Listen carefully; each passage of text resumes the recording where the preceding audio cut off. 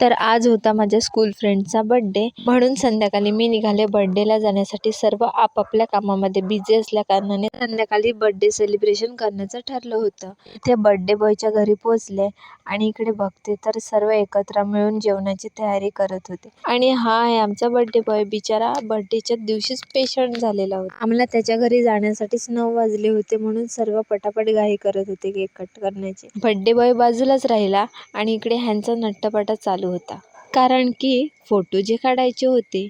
Birthday boy चांगला नाही आला तरी चालेल, पण आपला फोटो चांगला आला पाहिजे, बरोबर आहे ना।